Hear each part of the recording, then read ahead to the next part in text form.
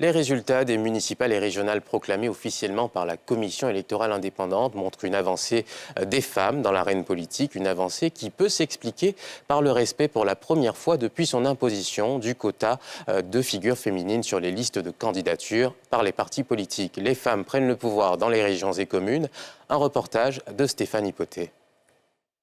Véronique Aka, Florence Hachi, Ariette Badou, Anne-Désirée Houloto et bien d'autres femmes se sont imposées au cours des régionales et municipales du 2 septembre 2023. Au niveau des régionales, l'on note la victoire de 2 femmes.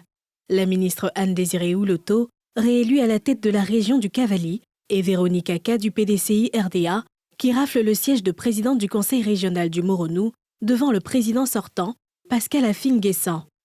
Des têtes de liste municipales se sont imposées dans plusieurs localités. À Odiéné, la ministre Nassénéba Touré a été élue avec 53,39% des voix. À Abobo, Candia Camara domine ses adversaires avec 71,8% des suffrages exprimés. Du côté de Boundiali, Mariatou Koné explose les compteurs avec un score de 93,48%. À Adzopé, le nouveau maire s'appelle Florence Hachi.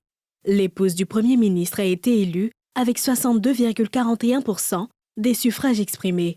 Score presque identique pour Bamba Maferima à Séguéla, soit 61,59% des voix.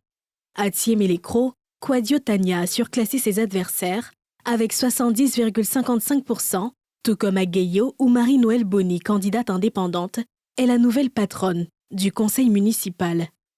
Pour rappel, la Côte d'Ivoire s'est engagée à une meilleure représentativité des femmes dans les instances de prise de décision. Pour les fonctions électorales, le quota est de 30% dans les scrutins à liste. Conformément à l'article 4 de la loi du 14 octobre 2019, les partis ou groupements politiques dont la liste renferme moins de 50% de femmes candidates lors d'un scrutin bénéficieront de financements publics supplémentaires. Des dispositions qui plaident en faveur de l'accroissement du nombre de femmes élues.